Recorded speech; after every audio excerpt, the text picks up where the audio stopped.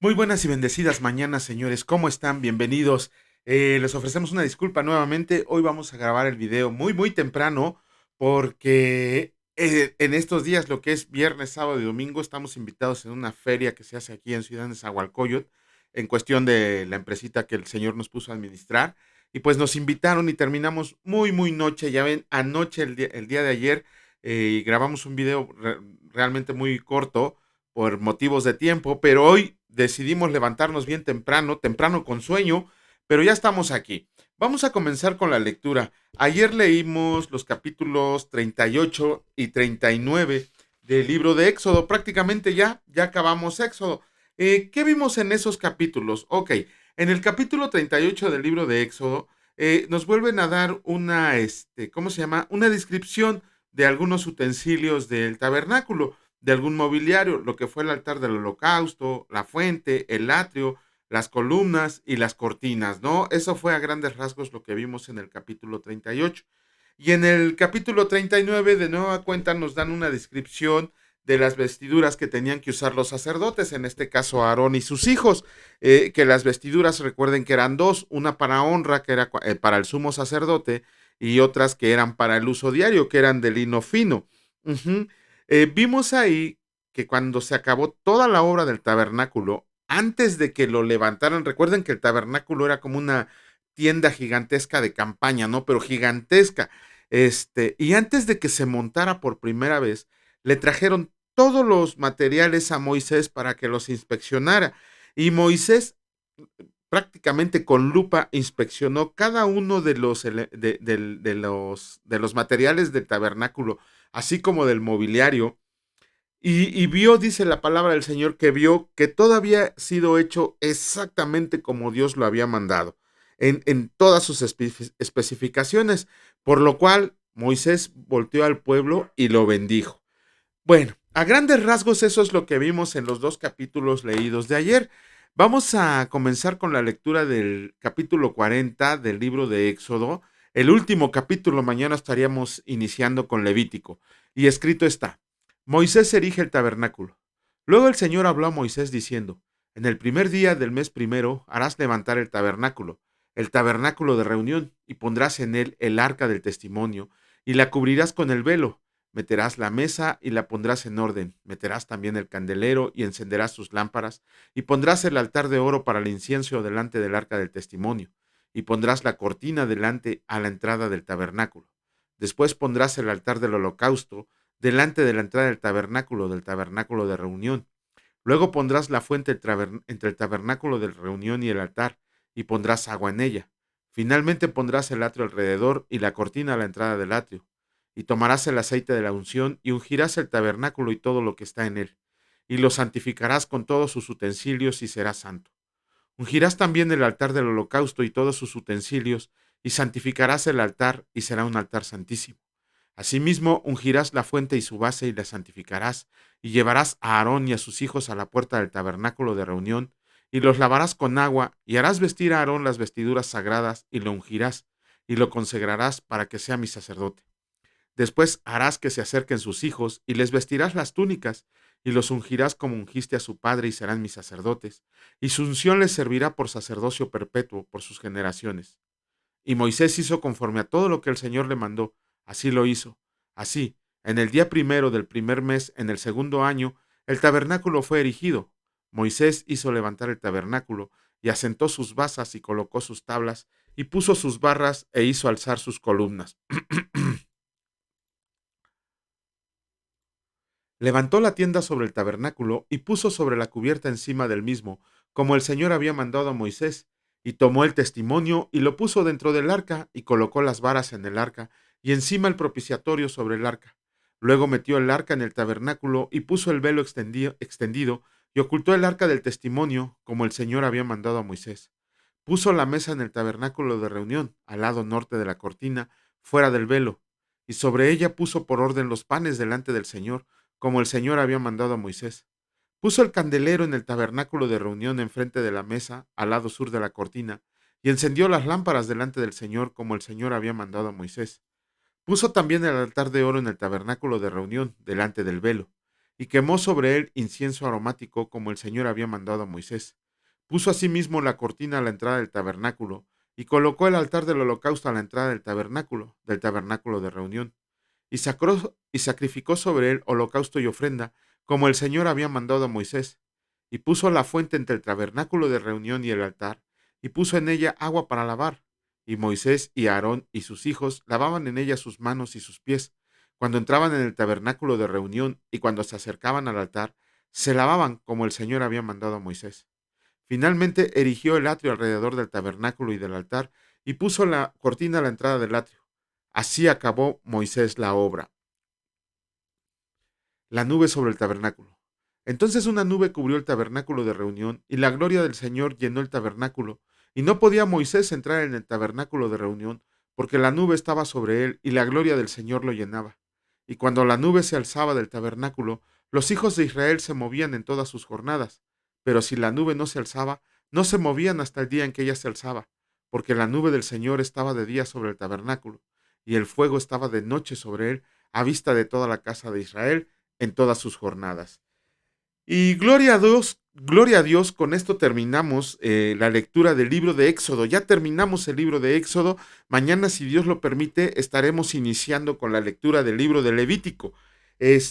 Bueno, vamos a pasar ahora a la lectura del Nuevo Testamento. En esta ocasión nos toca continuar con la lectura del Evangelio, del capítulo 27 del Evangelio de Mateo. Pero antes, ayer les había comentado que por cuestiones de tiempo ya no pudimos hacer el comentario que nos tocaba de la lectura del día jueves. Así que como vamos muy bien de tiempo, me voy a tomar el atrevimiento de hacer el comentario acerca de los versículos finales del capítulo 26 del Evangelio de Mateo. Vamos a ver en los versículos 57 al 75 algo. Como ustedes saben, su servidor es profesionista en Derecho, soy licenciado en Derecho, bien titulado y todo. Me costó muchísimo trabajo porque yo no estudié de pequeño, yo estudié de grande. Inclusive por ahí al joven que estamos preparando, que el Señor nos puso a preparar, él asistió a mi examen de licenciatura en Derecho, ¿no? Como les digo, yo no tuve la fortuna de poder estudiar a tiempo, pero gloria a Dios que me rescató y hasta una carrera me dio. Pero bueno, este... Les comento esto porque alguna vez yo hice un trabajo cuando estudiaba Derecho en la que era la gloriosa Universidad Nacional Autónoma de México, en el sentido de analizar algún caso. Y yo analicé el caso de Jesucristo. Ajá, el caso legal de Jesucristo. Me tocó, yo expuse ese caso legal. De hecho, me basé mucho en un libro que se llama El proceso de Cristo de Ignacio Burgoa, uno de los grandes comentaristas del amparo en México. Este, Comentaba yo que el juicio de Cristo fue todo menos apegado a la ley. Todo menos apegado a la ley. Yo les comentaba, inclusive cuando di la exposición, que cualquier coyote de delegación, los mexicanos me entenderán, cualquier coyote de delegación lo hubiera sacado así, ¿no? De volada. ¿Por qué? De las muchísimas irregularidades que hubo en el proceso contra Cristo, empezamos desde la primera, ¿no? En que Cristo, cuando fue apresado, fue presentado en la casa de Caifás, pero Caifás ya no era sumo sacerdote, y la ley marca que cualquier acusado se tenía que presentar ante el sumo sacerdote, que en este caso era Anás. Pero como era yerno de Caifás, y Caifás era el que se lo quería escabechar porque era el poder detrás del poder, digamos, ante él fue presentado. Desde ahí tenemos una de las primeras violaciones.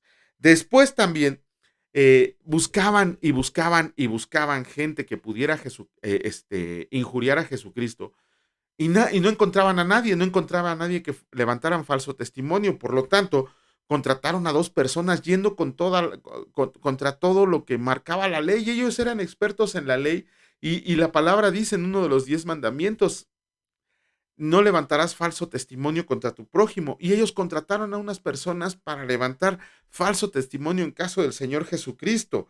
Ajá. Una de las cosas ¿cómo se llama? Que marca la ley para juzgar a alguien es que no se podía revisar un caso de noche. Primero, no se podía juzgar un caso de noche, y mucho menos durante una fiesta judía tan importante como era la Pascua. Ahí había otras dos violaciones más, ¿no? Este, de hecho, miren, otra de las violaciones en el caso de Jesucristo es que no se podía confirmar una sentencia en la noche tampoco. Se tenía que dejar pasar una noche para que se pudiera confirmar una sentencia. Y en la misma noche ellos juzgaron a Jesucristo. Ajá. Además, el veredicto que dio Caifás no era vinculante si no se reunían absolutamente todos los miembros del Sanedrín en el patio de piedra lavada. Eso lo marcaba la ley totalmente. Estamos viendo que el proceso ante Jesucristo, un pasante en derecho, un estudiante de cuarto semestre de derecho, lo hubiera librado sin ningún problema, pero los judíos no le dieron oportunidad ni de defenderse, ni de presentar pruebas, ni nada, saltándose todas las normas de la ley que ellos mismos habían inventado. Decidieron juzgar a Jesucristo y condenarlo a muerte, por eso lo llevaron ante Poncio Pilato. Ajá. Y precisamente al llevarlo a Poncio Pilato, es el comentario que vamos a hacer el día de hoy de la lectura de ayer. Ayer empezamos a leer el capítulo 27 del Evangelio de Mateo, y vamos a ver la presentación de Jesucristo ante Pilato. Después de toda la bola de porquerías que hicieron el pueblo judío con Jesucristo, de todo lo que era antiley, antijurídico en su proceso, lo llevan ante aquel que lo podía librar, ante Poncio Pilatos. Ajá. Después de que lo presentaron ante Poncio Pilatos y que éste analizara que no había nada por qué condenarlo a muerte, en la fiesta de la Pascua, por verse, digámoslo así, bondadosos, el procónsul romano, que en este caso era Poncio Pilato, tenía la opción de liberarles un reo, y en este caso tenía a Barrabás y tenía a Jesucristo. Y dirán ustedes, no, es que es un invento. Por supuesto que no. Si ustedes leen la antología de Flavio Josefo, se van a dar cuenta de quién era Barrabás. La palabra nos dice, de hecho, quién era Barrabás, digo, a grandes rasgos. Dice que Barrabás estaba acusado de sedición y homicidio. Y muchas veces leemos así esta palabra sedición o leemos el versículo, pero no sabemos qué significa. Sedición significa que es la reunión de un grupo armado de hombres con el fin de derrocar un gobierno. Estamos viendo que Barrabás estaba preso porque había matado romanos y porque había, ¿cómo se llama? Y había reunido un grupo de hombres que estaban haciendo un levantamiento armado en contra del gobierno romano. Eso era suficiente, era un crimen mucho más grande que el bueno, Jesucristo no había cometido ningún crimen. Entonces, Pilato les dijo que a quién querían que soltara. Todo el pueblo, dice la palabra, que por consejo de los sacerdotes, de los fariseos, empezaron a gritar que soltaran a Barrabás, que soltaran a Barrabás. Ajá. Cuando, ¿cómo se llama? Pilato, la esposa de Pilato, esta Prócula, sí, Prócula, le dijo a Pilato que no tuviera nada que ver con ese hombre porque en sueños había sido atormentada. No me acuerdo si la palabra dice atormentada o si dice acosada. No sé, el chiste es que le había molestado en sueños, yo creo que era el Espíritu Santo, acerca de la inocencia de Jesucristo. Pero Prócula no tenía ni voz ni voto y fue lo único que le dijo a Pilato. Pilato, por alguna especie de remordimiento, por algo así que él hubiera cometido, quiso liberar a Jesús, quiso liberar a Jesús. También ahí Pilato le pregunta, ¿eres tú el rey de los judíos? Y Jesucristo le contesta, tú lo has dicho, ¿no? Tú lo has dicho, o sea, Jesucristo estaba afirmando que sí, pero porque alguien más lo estaba señalando a él. O sea, tú lo has dicho, de tu boca sale que yo soy el rey de los judíos, me estás reconociendo como rey de los judíos. Este, por la presión del pueblo que estaba ejerciendo, eh, Pilato no se quiso meter en broncas y por miedo, por intimidación, decidió que iba a azotar a Jesucristo y se lo iba a entregar a los fariseos para que ellos lo mataran, para que ellos lo crucificaran. E hizo un símbolo que a la fecha lo usamos como para querer escaparnos de algo. Pilato se lavó las manos, como si con eso se pudiera liberar del grandísimo pecado de traición que estaba haciendo al entregar a sus homicidas al Señor Jesucristo. Claro que Pilato tenía el poder de liberar a Jesucristo, claro que se tenían que cumplir las escrituras se iban a cumplir de una manera u otra, pero Pilato tenía el poder para liberar a Jesucristo, no lo quiso hacer por miedo. De hecho, inclusive, ay, ¿cómo por aquí lo escribí? Ajá. Antes de eso, híjole, aquí hay algo que esto nos tiene que enseñar, lo siguiente nos tiene que enseñar a no andar abriendo la boca a lo tonto. ¿Por qué? Porque cuando Pilato les entregó a Jesucristo al pueblo judío para que lo crucificaran, cuando Pilato se lavó las manos, los sacerdotes judíos, los representantes del pueblo de Israel, le dijeron a Pilato, su sangre sea sobre nosotros y sobre nuestros hijos. ¡Pum! Yo no me burlo, al contrario, siento mucho dolor y pena por todo lo que ha pasado el pueblo judío, pero estamos viendo que es uno de los pueblos más perseguidos del mundo. Es uno de los pueblos que a mucha gente los odia. Es uno de los pueblos que pasaron siglos hasta que volvieran a formarse como un pueblo. Están desperdigados por todo el mundo. Ajá. De hecho, pero ellos lo pidieron. Ellos lo pidieron. Ajá. Y no se van a librar de esa maldición que ellos mismos se impusieron hasta que no reconozcan a Jesucristo como el Mesías y Rey esperado. Cuando ellos dijeron su sangre sea sobre nosotros y sobre nuestros hijos, no se estaban refiriendo a la casta sacerdotal, se estaban refiriendo a todo Israel. Es por eso que han sido tan perseguidos, tan seguidos, tan maltratados, tan correteados, tan maldecidos. ¿Por qué? Porque ellos así lo pidieron, ¿no? Su sangre sea sobre nosotros y sobre nuestros hijos, ¿no? Dice la palabra de Dios que hay que bendecirlos y por supuesto hay que bendecirlos. Sin embargo, también vemos que ellos mismos acarrearon maldición sobre ellos. Por eso es muy importante que nosotros tengamos cuidado en hablar todo lo que hablamos, porque si no, nos va a ir como en feria cuando no razonamos lo que nosotros decimos con nuestra boca. Bueno, ya nada más como un dato que probablemente no tiene nada que ver, pero la iglesia ortodoxa hizo santo a Poncio Pilato, ¿no? Lo hizo santo. De hecho, la fecha de celebración, su santoral, por así decirlo, es el 25 de junio. Ajá. La iglesia ortodoxa etiopía lo hicieron santo, pero no solamente a él, sino también a Prócula, ¿no? La nombraron Santa Prócula, la misma iglesia ortodoxa etiopía, y su santoral es el 27 de octubre, aunque los dos también se celebran el 25 de junio, ¿no? Como matrimonio. Es a veces aberrante enterarnos de las cosas que hacen la gente por su desconocimiento de la palabra de Dios o por su mala interpretación, o vayan a saber ustedes qué espíritu los movió a hacer esas tonterías, pero nombraron santo a un asesino. Ajá, a alguien que pudo haber librado a Jesucristo. Yo no quiero decir si Pilato y su esposa Prócula están en el infierno o por ahí se arrepintieron o recibieron a Jesucristo. No lo sé, no lo he investigado a fondo la historia de Pilato. Solo sé que se fueron a Etiopía después de que fue cónsul Pilato ahí por problemas políticos, pero no, ya no sé más de la vida de Pilato, ni la voy a investigar para que les digo que pronto haré un comentario, si eso sí no lo voy a investigar. Pero bueno, con eso terminamos el comentario y vamos a comenzar con la lectura del día de hoy. Muy poquito nos toca el día de hoy.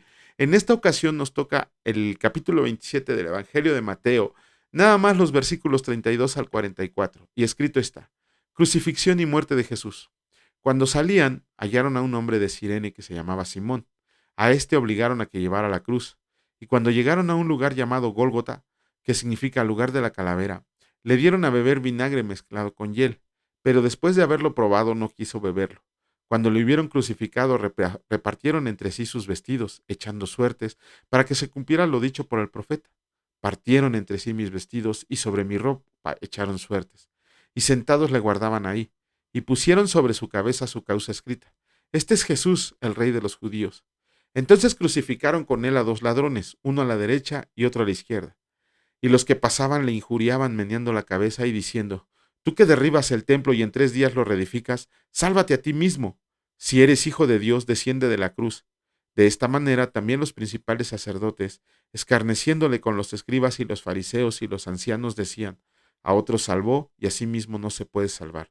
Si este es el Rey de Israel, descienda ahora de la cruz y creeremos en él. Confió en Dios, líbrele ahora si le quiere, porque ha dicho: soy hijo de Dios. Lo mismo le injuriaban también los ladrones que estaban crucificados con él. Híjole, este, miren, en los cuatro evangelios, unos son más explícitos en el tema del Calvario de Cristo. Bueno, ya tiene rato que hicimos un video acerca de cómo un médico legista investigó el sufrimiento de Cristo, el Calvario de Cristo, ¿no? Y híjole, la verdad, cuando yo estudié lo del Calvario de Cristo, se me hacía nudo la garganta de ver todo lo que había pasado nuestro Señor, ¿no? De ver todo lo que había sufrido. Y médicamente, ni siquiera, bueno, el estudio que hizo este médico está basado en, ¿cómo se llama? En lo que dice la Escritura acerca de todo lo que padeció nuestro Señor, ¿no? Desde el momento que lo agarraron, desde el momento que fue a orar a Getsemaní, hasta que Jesucristo entregó el Espíritu. Ajá, y también por ahí un video bueno, ese lo subiré mañana, pero hoy voy a subir este video del Calvario de Cristo, más o menos por estos minutos, para que lo puedan ubicar. Pero con eso terminamos la lectura del día de hoy, gracias a Dios. Y pues mañana, si Dios lo permite, también ojalá pueda grabarlo muy temprano, o si no, muy, muy noche, el video, para que podamos seguir rompiendo nuestro propio récord de seguir un día sin interrupción en la lectura de Dios. Pero bueno, Padre, en el nombre de Cristo te damos gracias por esta oportunidad y por el ardor que pones en mi corazón para leer tu palabra, Señor, porque estamos más que cansados, pero tú nos levantas, nos das fuerza como alas de águila para que podamos seguir cumpliendo la encomienda que has puesto en nosotros. Te agradecemos, Señor, porque nos has dado un día provechoso y sabemos que el día de hoy también será de enorme bendición, porque tú siempre estás a nuestro lado. Te alabamos y te bendecimos porque eres bueno. En el nombre de Cristo Jesús. Amén. Que Dios los bendiga, señores, y si Dios lo permite, nos vemos el día de mañana. Cuídense mucho. Hasta luego.